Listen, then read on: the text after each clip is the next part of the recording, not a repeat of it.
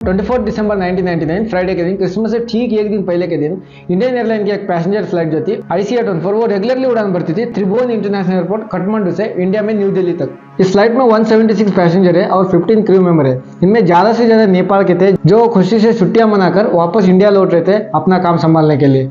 काठमांडू से न्यू दिल्ली करीब 513 किलोमीटर। इस हिसाब से प्लेन को 1.5 घंटे से 2 घंटे में पहुंचना चाहिए था, लेकिन उस दिन टेक ऑफ होने के ठीक 40 मिनट के बाद जब ये प्लेन वाराणसी के रेंज में उड़ रही होती है, प्लेन में बैठे 5 हरकत-उल मुजाहिदीन ग्रुप के मेंबर से ये प्लेन हाईजैकिंग हो जाती है।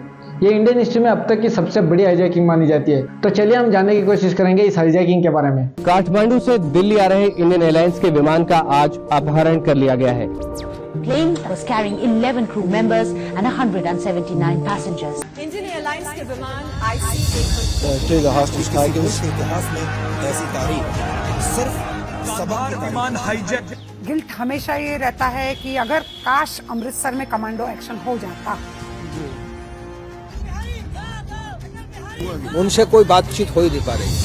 कंधार विमान हाईजैक। ICA-24 एक पैसेंजर प्लेन थी। इस फ्लाइट के पायलट थे कैप्टन देवी शरण, को पायलट थे राजेंद्र कुमार और फ्लाइट इंजीनियर थे अनिल कुमार जग्गिया। ये फ्लाइट यूजुअल शेड्यूल के हिसाब से शाम के 4 बजे टेक ऑफ करती है नेपाल के त्रिभुवन इंटरनेशनल एयरपोर्ट काठमांडू से। टेक ऑफ होने के 40 मिनट के बाद जब ये प्लेन इंडिया में वाराणसी के रेंज में उड़ रही होती है, अचानक से प्लेन में बैठे 5 पैसेंजर वेपन निकाल के प्लेन में बैठे सभी पैसेंजर को डरा के प्लेन को अपने कंट्रोल में कर लेते हैं। ये खबर पहले इंडियन ATC से इंडियन मीडिया वालों को ये खबर पहुंचती है। बाद में मीडिया से पूरी इंडिया में ये खबर फैल जाती है। ये सुनने में कितनी अजीब चीज लगती है ना, जो हाईजैकर्स थे वो प्लेन में पैसेंजर बन के बैठे हुए हैं, क्योंकि ये आसान चीज नहीं है एयरपोर्ट में चेकिंग से बचकर और वेपन्स कैरी कर प्लेन के अंदर घुसना। जब इंडियन इंटेलिजेंस रिपोर्ट इसके बारे में इन्वेस्टिगेट करते हैं, पता चलता है कि ये जो 5 हाईजैकर थे 5 टिकट परचेज किए थे, 2 टिकट काठमांडू एयरपोर्ट में और 3 टिकट ट्रैवल एजेंसी के द्वारा। इंडियन इंटेलिजेंस का यह भी मानना है कि इन लोगों को एयरपोर्ट के अंदर दाऊद इब्राहिम की नेपाल नेटवर्क के द्वारा एक्सेस मिली थी। ये जो 5 हाईजैकर्स थे इनका लीडर था मसूद अजहर और उनके साथी थे इब्राहिम अथार, सन्नी अहमद खाजी, शाहिद अख्तर सैयद, मिस्ताक अहमद जरगर। ये लोग Pakistani terrorist group Harkat ul Mujahideen group के मेंबर थे। हरकत-उल मुजाहिदीन एक Pakistani based Islamic jihadist group थी।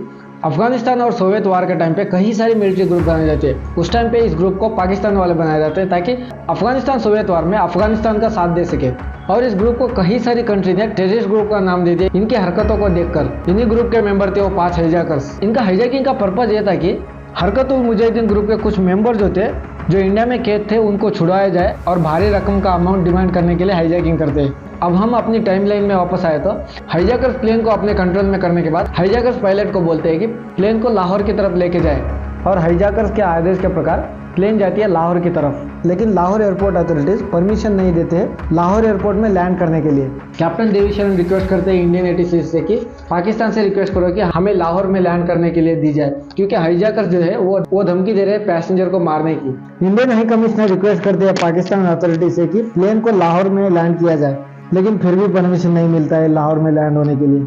इसी बीच कैप्टन देवी शरण हाईजैकर्स को कहते हैं कि अब कहीं ना कहीं लैंड तो करना ही पड़ेगा, क्योंकि प्लेन में फ्यूल बहुत ही कम है, अब खत्म होने जा रहा है। कैप्टन देवी शरण सक्सेस रहते हैं हाईजैकर्स को मारने में। अब ये प्लेन जाती है अमृतसर को रिफिलिंग के लिए। प्लेन ICA-24 अमृतसर लैंड होती है शाम के करीब 7 बजे और इमीडिएटली कैप्टन देवी शरण से रिक्वेस्ट की जाती है कि रिफिलिंग करी जाए। और दूसरी तरफ इस हाईजैकिंग को रोकने के लिए एक क्राइसिस मैनेजमेंट की एक टीम बनाई जाती है।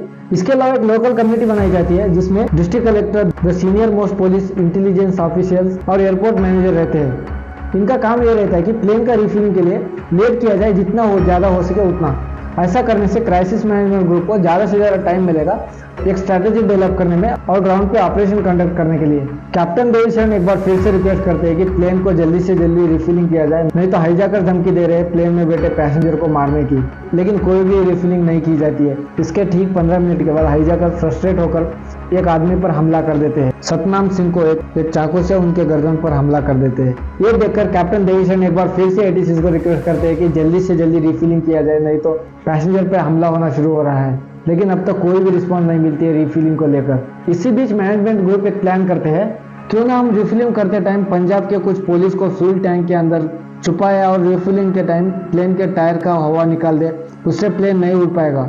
ATC के पास एक और प्लान था, फ्यूलिंग करके टाइम एक फ्यूल ट्रक को लेके जाए और प्लेन के सामने रनवे पर ट्रक को रोके जाए ताकि प्लेन टेक ऑफ ना करे फिर से। ये प्लान सबको सही लगता है और इसको एग्जीक्यूशन करने के लिए एक ट्रक मंगाई जाती है।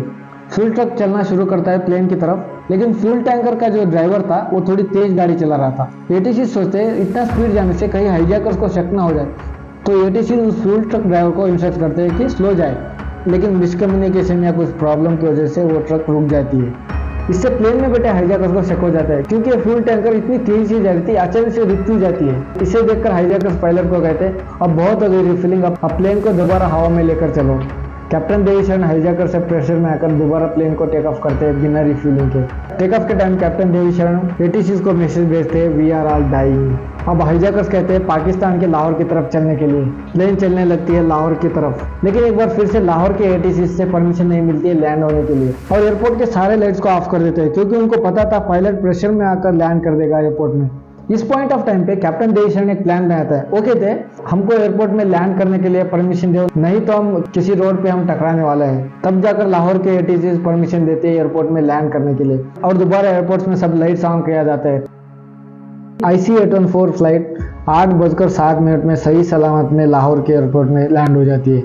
ये लैंडिंग की इन्फॉर्मेशन इंडिया में पहुंचती है और इंडियन ऑफिशियल पाकिस्तानी अथॉरिटी से रिक्वेस्ट करते हैं कि कुछ भी करो, लेकिन ये फ्लाइट दोबारा टेक ऑफ नहीं करनी चाहिए। यहाँ पर पाकिस्तानी अथॉरिटीज हाईजैकर से रिक्वेस्ट करते हैं कि औरत और बच्चों को रिलीज करने के लिए, लेकिन हाईजैकर्स उनकी बात को डिनाई कर देते हैं, क्योंकि वो ऑलरेडी फ्रस्ट्रेट हो चुके थे कि उनकी डिमांड को पूरी नहीं की जा रही थी। इसलिए एक और पैसेंजर पे हमला करते हैं रूपिन कतियाल, जो अपनी वाइफ के साथ हनीमून से लौट रहे थे। यहाँ पर इंडिया ये प्लान करता है कि इस्लामाबाद में जो बैठे जी पार्थस्वामी है उनको लाहौर एयरपोर्ट में भेजा जाए, ताकि वो हाईजैकर के साथ नेगोशिएशन कर सके। पाकिस्तान का यहाँ पर काम था कि जी पार्थस्वामी को हेलीकॉप्टर भेजा जाए, ताकि वो जल्दी से जल्दी वहाँ पर पहुँच जाए नेगोशिएशन के लिए। लेकिन जब तक जी पार्थस्वामी लाहौर के एयरपोर्ट पहुँचते तब तक एरोप्लेन रिफिलिंग करके टेक ऑफ कर दिया था। अब प्लेन यहाँ से दुबई जाती है, लेकिन UAE के अथॉरिटी यहाँ पर लैंड करने के लिए मना कर देते हैं। वो कहते हैं दुबई में लैंड नहीं करने देंगे, तुम चाहे तो आल मिनाद एयरबेस में लैंड कर सकते हो। तब जाके प्लेन लैंड होती है आल मिनाद एयरपोर्ट पर। यहाँ पर कुछ नेगोशिएशन होती है। नेगोशिएशन के बाद हाईजैकर्स 27 पैसेंजर को रिलीज करते हैं। इंडियन एयरलाइन एक स्पेशल रिलीफ प्लेन भेजते हैं इन पैसेंजर इंडिया वापस लेकर आने के लिए। ये रिलीज हुए पैसेंजर के द्वारा कुछ इन्फॉर्मेशन मिलती है ये हाईजैकिंग के बारे में। वो बताते हैं प्लेन के अंदर आदमियां और औरतों को और बच्चों को सेग्रीगेट करके रखा गया था और सब पर ब्लाइंडफोल्ड लगा रखा था। इनके द्वारा पता चलता है कि ये जो 5 हाईजैकर्स थे इनका अलग अलग नाम रखे थे। इनका leader chief, burger, doctor, Shankar और भोला, ये इनके डुप्लीकेट नाम थे जो यूज कर रहे थे। इन पैसेंजर को रिलीज करने के बाद इंडियन अथॉरिटीज UAE गवर्नमेंट का रिक्वेस्ट करती है कि जो ट्रेन कमांडोज है उनको हाईजैकिंग रेस्क्यू करने के लिए भेजा जाए, लेकिन UAE की गवर्नमेंट साफ साफ मना कर देती है। प्लेन दोबारा से यहाँ से टेक ऑफ करता है और ये प्लेन अब जाती है अफगानिस्तान की ओर। 26 दिसंबर सुबह के 8 बजे प्लेन लैंड करता है अफगानिस्तान के कांदार एयरपोर्ट पे। इतना सब हो जाने के बाद भी अगले 6 दिन तक प्लेन में बैठे सभी लोग प्लेन में ही बैठे रहते हैं, जिनको कुछ भी नहीं पता है आगे क्या होने वाला है। लैंडिंग के बाद यहाँ मौजूद तालिबान का अथॉरिटीज ऑफर करते हैं कि वो मीडिएट करेंगे हाईजैकर्स और इंडिया के बीच में। तालिबान कहते हैं इंडियन ऑफिशियल्स को फिक्र करने की कोई जरूरत नहीं है, तालिबान के फोर्स प्लेन को चारों तरफ से घेर लिया है, आप नेगोशिएशन करके छुड़वा सकते हो। यहाँ पर इंडिया कहता है हम मिलिट्री फोर्स भेजते हैं हॉस्टेजेस को प्रोटेस्ट करने के लिए और एक नेगोशिएशन टीम भी भेजते हैं नेगोशिएट करने के लिए, लेकिन तालिबान की अथॉरिटी साफ साफ मना कर देती है इंडियन मिलिट्री फोर्स यहाँ पर आने के लिए। यहाँ पर इंडियन अथॉरिटीज को शक होता है क्योंकि तालिबान वाले इंडियन मिलिट्री फोर्स के लिए क्यों मना कर रहे हैं, इसके बारे में आपको थोड़ी देर बाद में पता चल जाएगा। दिसंबर 27 को इंडियन गवर्नमेंट एक नेगोशिएशन टीम भेजते हैं इनके साथ नेगोशिएट करने के लिए। इस टीम में विवेक कास्तो जो ज्वाइंट सेक्रेटरी और उनके साथ होम मिनिस्ट्री ऑफिशियल्स अजीत दोहल और SD शाह जो कैबिनेट सेक्रेटरी थे। यहाँ पर हाईजैकर डिमांड करते हैं 37 प्रिजनर्स को रिलीज कर जाए जो इंडिया में कैद है, और $200 मिलियन रकम की डिमांड करते हैं। और उसके साथ साथ वो डिमांड करते हैं हरकत उल मुजाहिदीन के फाउंडर जो थे सज्जद अफगानी, उनके मुर्दा बॉडी भी डिमांड करते हैं। वो देख सकते हो आप कितनी सारी डिमांड्स है।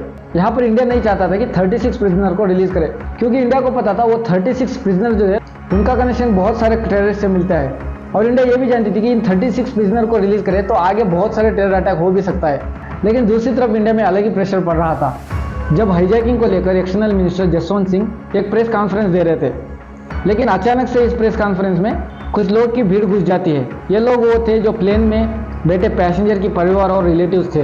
ये प्रेस कॉन्फ्रेंस में घुसकर एक्सटर्नल मिनिस्टर को कहते हैं कि जो भी हाईजैकर डिमांड करे वो पूरी करी जाए और सारे पैसेंजर को छुड़वा जाए। कुछ हॉस्टेजेस के रिलेटिव्स गेट क्रैश कर जाते हैं राजीव गांधी भवन में, जहां पर क्राइसिस मैनेजमेंट ग्रुप की मीटिंग चल रही थी, और कुछ लोग तो प्राइम मिनिस्टर के घर के सामने बैठकर प्रोटेस्ट करते हैं। और यहाँ पर जो इंडिया ने नेगोशिएशन टीम भेजा था वो हाईजैकर के साथ 4 दिन तक नेगोशिएट करके उनकी डिमांड्स को काफ़ी हद तक नैरो डाउन की जाती है। 36 प्रिजनर्स की जगह 3 प्रिजनर्स को रिलीज किया जाएंगे, मौलाना मसूद अशर, अहमद उमर साहिद शेख और मुश्ताक अहमद जारगर को।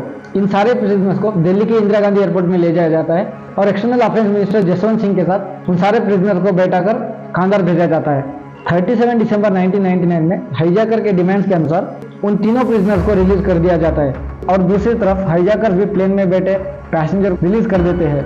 ये सब सेफली होने के बाद इस पॉइंट ऑफ टाइम पे इंडियंस एक्सपेक्ट कर रहे थे कि इन हाईजैकर्स को तालिबान वाले अरेस्ट कर देंगे, लेकिन ऐसा होता नहीं है। कुछ देर पहले मैंने आपको बताया था जब इंडियन गवर्नमेंट वाले मिलिट्री फोर्स भेजते हैं कांधार में हॉस्टेजेस को प्रोटेक्ट करने के लिए, लेकिन तालिबान के अथॉरिटी साफ साफ मना कर दिए थे। यहाँ पर इंडियन गवर्नमेंट को साफ साफ पता चलता है कि तालिबान कैसे इंक्लूड थे इस हाईजैकिंग में।